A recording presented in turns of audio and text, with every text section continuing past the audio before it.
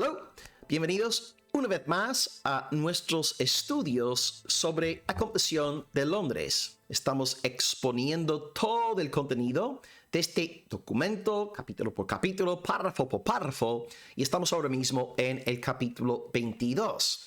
La sesión de ahora es el 22.6, es decir, capítulo 22, párrafo 6. Nuestro título es Adoración en espíritu y en verdad. Adoración en espíritu y en verdad, es decir, un título sacado, extraído directamente de la Escritura. Espero dividir esta sesión en dos puntos y son, número uno, la adoración de antes, y cuando digo antes me refiero al Antiguo Testamento, y número dos, la adoración de ahora, ¿verdad? Porque la cosa ha cambiado bastante y veremos esto en nuestro párrafo hoy, ¿de acuerdo? Así que punto número uno, la adoración de antes, es decir, la adoración del Antiguo Testamento. Punto dos, la adoración de ahora, de hoy. Voy a compartir con vosotros el texto para este primer punto y leeremos juntos lo que dice la Compasión de Londres, capítulo 22, párrafo 6. Ahí está. Dice: ni la oración, ni ninguna otra parte de la adoración religiosa está atada a o se hace más aceptable por ningún lugar en que se realice o hacia el que esté dirigido ahora bajo el Evangelio, sino que Dios debe ser adorado en todas partes en espíritu y en verdad. Así que este párrafo nos está hablando de una especie de transición, ¿verdad? Antes sí, la adoración judía estaba orientada hacia un lugar muy concreto, pero ahora no es así. Así que hablaremos en primer lugar sobre la adoración de antes, cómo adoraban los judíos, y en segundo lugar, cómo hemos de adorar nosotros en el Nuevo Testamento.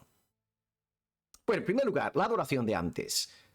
Sabemos nosotros que el pueblo judío adoraba en Israel. Su adoración religiosa inicialmente giraba en torno al tabernáculo y posteriormente giraba en torno al templo. Así que primeramente el tabernáculo, luego el templo. ¿Y dónde estaba el templo? En la ciudad de Jerusalén. Dios quería que su pueblo adorase ahí. Y de hecho los judíos que vivían en la diáspora, ellos oraban mirando hacia Jerusalén.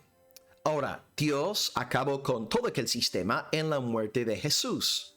Nos acordamos de que Jesús en la cruz, cuando murió, dice la Escritura que el velo del templo literalmente se rasgó en dos. Se partió por la mitad. Mateo 25, versículo 51. Dios nos está diciendo que la antigua manera de adorar ya fue abolida. Después de la muerte de Jesús, en una cuestión de, una generación, llegaron las tropas de Tito y destruyeron el templo y la ciudad de Jerusalén. Así que la adoración de antes ya no se aplica a nosotros. De nuevo, los israelitas adoraban en Jerusalén por mandato divino. Y aquellos que vivían en tierras lejanas tenían que dirigir sus oraciones hacia ella. Pongo un ejemplo del hermano Daniel. Todos conocemos a Daniel.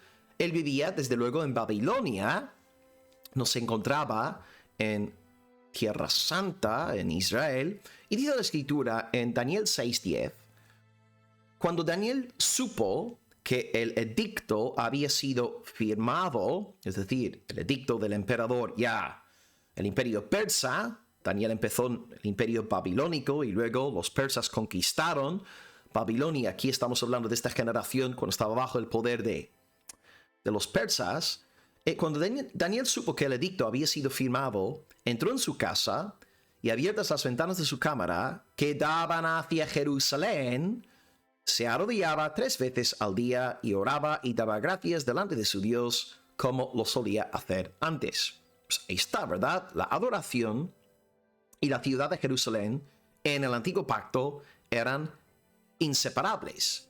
Y de hecho, hasta el día de hoy podemos apreciar algo de esa realidad antigua cuando vemos las imágenes a veces en las noticias del muro de las lamentaciones. Es el único vestigio del templo que fue destruido en el año 70 bajo Tito, y ahí los judíos siguen juntándose para dirigir su oración a Dios. Este tema sale en el Nuevo Testamento. He citado el libro de Daniel, pero hay un diálogo entre Jesús y la mujer samaritana, y están pensando en la cuestión de la adoración y concretamente el lugar donde uno debe adorar al Dios verdadero. La mujer está convencida, ya que era samaritana, ¿verdad? La mujer está convencida de que hay que adorar en monte Gerizim. Un monte hay en la zona de Samaria. La mujer dice a Jesús: nuestros padres adoraron en este monte, y vosotros decís que Jerusalén es el lugar donde se debe adorar. Que Juan 4:20, repito el texto: nuestros padres adoraron en este monte, el monte de Gerizim, y vosotros, es decir, los judíos, decís que en Jerusalén es el lugar donde se debe adorar. El Señor responde diciendo: vosotros adoráis lo que no sabéis, pero nosotros adoremos lo que sabemos. Es decir, los judíos hacían lo correcto a la hora de adorar en Jerusalén, porque lo hacían por revelación divina. El Señor Jesús aclara en su diálogo con la dama que el lugar correcto, bajo la antigua administración, el lugar correcto es Jerusalén. Los judíos pues están en lo correcto, los samaritanos están equivocados. No obstante, en la charla con la dama, Jesús anticipa un nuevo tiempo. Él anuncia la llegada de un tiempo que ahora ya es. Él dice que la hora viene y ahora es cuando los verdaderos adoradores adorarán en espíritu y en verdad. ¿Y qué quiere decir esto? Es Juan 4:23, si estáis ahí tomando apuntes. Pues Jesús está contrastando dos edades.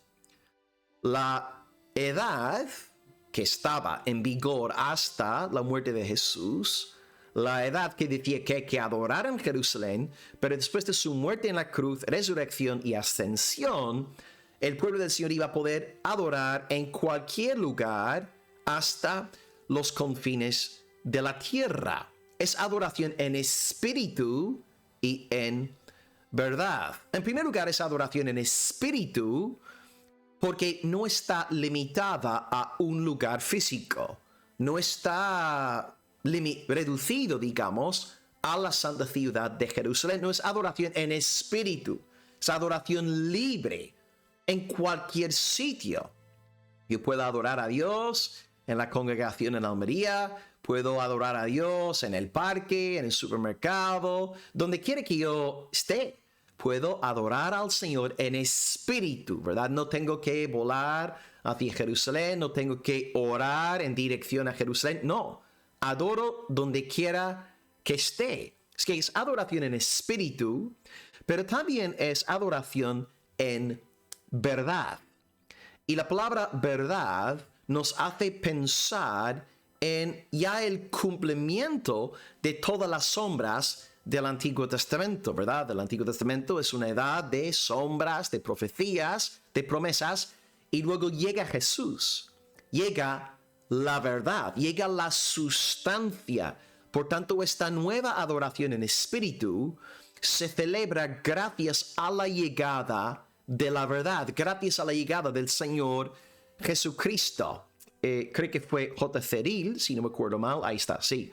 J. Ceril dice aquí que la verdad es la luz plena de la dispensación cristiana en contraste con la luz crepuscular de la ley. Así que antes de la venida de Jesús tenían que adorar según las sombras. Y por eso estaban todos confinados al templo, al tabernáculo. Pero, ¿qué es el templo? ¿Qué es el tabernáculo? Sin una sombra. una profecía cristológica, amén. Y ya que Cristo ha llegado, no adoramos más en la sombra, sino en la luz. Y al tener a Jesús en el corazón, nosotros ahora adoramos en cualquier sitio. Gloria a Dios. En cuanto al primer punto, entonces podemos decir, gracias al Señor, estas antiguas leyes no se aplican a nosotros. Ya estudiamos la cuestión de la ley divina en el capítulo 19 de la Confesión de Londres y explicamos ahí que la ley ceremonial está abolida.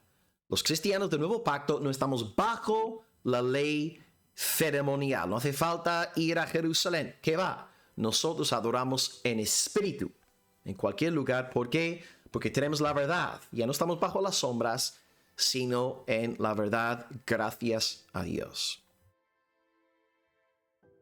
Y ahora en el segundo punto podemos hablar sobre la adoración en nuestra administración, nuestra dispensación, el Nuevo Testamento. Ahí está la segunda parte de la lectura para esta clase. Confesión de Londres 22.6. Y ahora, segundo punto, adoración de hoy. ¿Ok? Así que estamos hablando de la adoración de antes. Y número 2, la adoración de hoy o la adoración de ahora. Aquí tenemos el Nuevo Testamento.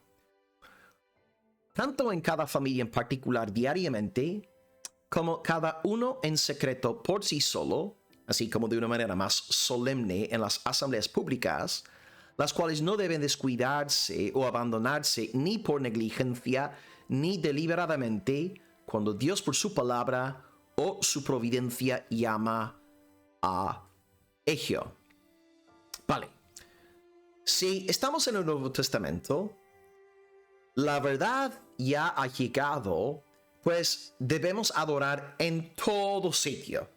No solamente en Jerusalén 3 veces al año. Adoramos en todo lugar. Y ya que es así, la confesión habla de la adoración, pues sí, pública, pero también de la adoración doméstica y la adoración privada, o si preferís, la adoración individual.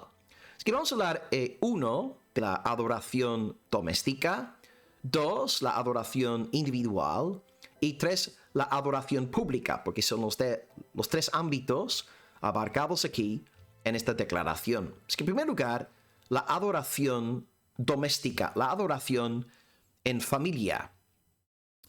La adoración en familia ya fue, de hecho, nombrada en el Antiguo Testamento. Deuteronomio 6, versículo 7 nos dice: repetirás mis palabras a tus hijos y hablarás de ellas estando en tu casa, andando por el camino, y al acostarte y cuando te levantes. Incluso Josué, ¿verdad?, el sucesor de Moisés, la frase tan famosa que tenemos en un póster en nuestra casa, Josué 24:15, yo y mi casa serviremos al Señor. Para el creyente, el hogar, la casa, es el lugar donde enseñamos a la próxima generación. Inculcamos la palabra de Dios en ellos. Esta responsabilidad recae sobre papá y mamá. La responsabilidad no es de los maestros ahí en la escuela dominical. La responsabilidad es de papá, de mamá. Nosotros en casa debemos impartir la palabra de Dios a nuestros niños. Ahora, esta carga está principalmente sobre los hombros de los hombres. Dios en el principio creó a Adán y le dio su palabra para que él compartiese de esa palabra con su esposa y luego con la futura generación. Un hogar cristiano ha de ser como una especie de iglesia en miniatura. Día tras día en nuestras casas debemos alimentarnos de la palabra de Dios, debemos orar, debemos cantar alabanzas al Señor. ¿Qué pensarán nuestros niños si no nos ven adorando en casa? Si solamente hablamos de Dios cuando estamos en el culto el día domingo. La idea, Dios quiere que toda nuestra vida doméstica sea una vida de adoración, de alabanza, de conocer al Señor. Así que los niños necesitan ver ese celo en nosotros como padres. Ellos tienen que entender que nosotros damos prioridad al Señor en nuestras vidas. Un buen ejemplo bíblico es el joven Timoteo. 2 Timoteo 1:5 nos revela que él había aprendido la palabra de Dios gracias a su abuela Loida y también debido a su mamá Eunice. Es que no solamente los padres, los abuelos pueden sembrar la palabra en sus nietos para la alabanza de Dios. Así que con tu familia, adora, alaba, exalta al Señor. Y tampoco hace falta montar un culto ahí de media hora. Pero si tienes niños pequeños, ¿verdad? Puedes sentarte con ellos, leer un relato de una Biblia con imágenes, dibujos, ilustraciones. Luego convertís la lectura en oración, cantáis un par de alabanzas, ora papi, ora mami, oran los niños cuando son chiquititos, pueden repetir las oraciones de mamá, de papá, pero luego conforme van haciéndose más grandes, ellos mismos pueden tomar pasos y orar de forma personal. Así que, número 1, debemos adorar en casa, en el hogar, con nuestras familias, y es un llamamiento que nosotros los varones debemos obedecer. Amén, porque hay poca adoración hoy día en las casas evangélicas y necesitamos corregir esta desviación. Así que ámbito número 1, adoración doméstica. Dios quiere que adoremos en todo lugar, ¿verdad? Número 2, la confesión nos habla ahí de adoración en cada familia y luego habla de adoración en secreto. Okay, porque claro, yo tengo que adorar con mi familia, amén, pero yo adoro en secreto. Yo también tengo mi tiempo con Dios. El texto que me viene a la mente es Mateo 6:6, donde Jesús habla acerca del aposento, ¿verdad? Entra en tu aposento y cerrada la puerta, ora a tu Padre que está en secreto. Es que sí, adoramos con la familia, amén. Pero también a nivel personal, individual, tenemos una relación de adoración con nuestro Dios. Es que tú a nivel personal, ahora olvídate de la familia, tú ahora como persona, Dios te llama a alimentarte de su palabra. Dios te llama a vivir en oración y así podrás ser de bendición luego para tu familia, para tus hijos, para tu iglesia.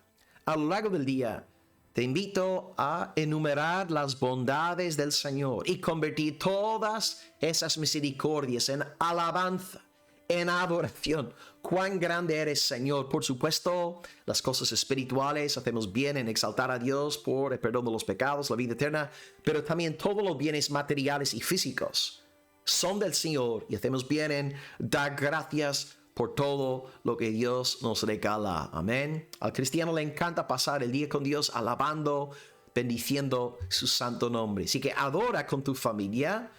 Número 2, adora a solas, con la puerta cerrada también. Ten una relación individual con Dios. Y luego número 3, una crisis, ¿no?, que estamos viviendo en el occidente post-COVID. La cantidad de gente ahora que nos dice que sí, adora a Dios, conoce a Dios, pero opta por no congregarse. Y aquí la confesión habla sobre el peligro de abandonar las reuniones públicas de los cristianos.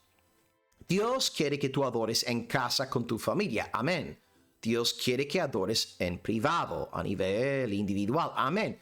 Pero Dios también quiere que adores congregacionalmente con el pueblo redimido del Señor. Es ahí donde toda la familia se juntan, las generaciones, y adoramos a Dios, nacionalidades distintas, y vemos un reflejo de la gran unidad que hay en la Santa Trinidad. Todos diversos, amén, pero unidad. Qué hermoso. El Dios trinitario, uno en esencia, tres en persona. La iglesia, muchos miembros, pero un cuerpo, un corazón, un espíritu, una fe, un bautismo. Amén. Necesitamos andar con la iglesia local. Es que dice aquí que no debemos perdón, dice, no deben descuidarse o abandonarse ni por negligencia ni deliberadamente. Y bueno, hay una cita que yo habré, no sé, hasta ya el cansancio habré citado este texto y creo que todos los pastores, ¿no? Uno de los textos más nombrados en las prédicas de hoy, no dejando de congregaros, como algunos tienen por costumbre. Amor, este versículo no es tan necesario en otros contextos, pero aquí en Europa, en Estados Unidos, madre mía, la cantidad de faltas. Estaba hablando recientemente con un pastor y me decía que ellos son 200 miembros casi en la iglesia y solo tienen 140 sillas. Y dice que la iglesia nunca llega a llenarse porque faltan al menos 60 personas cada domingo. No, menuda vergüenza la nuestra, no dejando de congregaros como algunos tienen por costumbre. Aquellos que se desvinculan de la iglesia no solamente están dando un pésimo ejemplo a sus cónyuges, a sus hijos, a sus seres queridos no cristianos, y bueno, también están dando un mal ejemplo a sus seres queridos creyentes, ¿verdad? Aquellos que se desvinculan de la iglesia local están dando un pésimo ejemplo a la gente, tanto la gente incrédula como la gente creyente, pero también, número dos, están rebelándose directamente contra un mandato del Espíritu Santo de Dios. Este mandato, Hebreos 10:25, no es del pastor Will Graham. Este versículo es del Espíritu Santo. Y bueno, lo que vemos es que la falta de compromiso con una iglesia general acaba afectando todas las áreas de adoración, ¿verdad? La adoración individual, la adoración doméstica. Verás que las personas que no se congregan regularmente como miembros de una iglesia local empiezan a enfriarse en su relación personal con Dios. No hay adoración doméstica en sus hogares, porque claro, un padre, si no está yendo a la iglesia, ¿con qué autoridad ahora va a animar a su familia a obedecer la palabra de Dios? Si la palabra nos dice, no dejando de congregaros como algunos tienen por costumbre, ¿cómo puede él exigir que su familia se congregue si él pasa olímpicamente de sus deberes congregacionales? ¿Ves? Es como un efecto dominó. Cuando hay desorden en la vida congregacional, siempre habrá desorden en el ámbito privado y en el ámbito doméstico también. La falta de interés en la congregación local es un acto de repudio hacia Dios, hacia su palabra, sus mandamientos, y también es un acto de repudio hacia los hermanos. Somos llamados a amar a los hermanos, a andar con los hermanos. No simplemente enterarnos de cómo están los hermanos por WhatsApp, ver a los hermanos, oler a los hermanos, ¿verdad? Así estaba la iglesia durante 20 siglos, sin móviles. Es que, hermanos, por favor, tomemos en serio la adoración doméstica, tomemos en serio la adoración privada, tomemos en serio la adoración congregacional. Pues hoy en nuestra clase hemos visto 2 puntos. En primer lugar, hablamos de la adoración de antes, que se centraba en Jerusalén, en el tabernáculo y luego en el templo. Y luego acabamos viendo la adoración actual. Debemos adorar en todo sitio y por tanto la adoración ha de englobar nuestro ámbito doméstico, nuestro ámbito personal y nuestro ámbito congregacional. Amén. Pues gracias por el tiempo juntos. Como siempre, las preguntas están por debajo del vídeo en la sección del chat. Y un abrazo para todos desde Almería en el amor de Cristo. Bendiciones. Hasta luego. Soli Deo Gloria. Amén.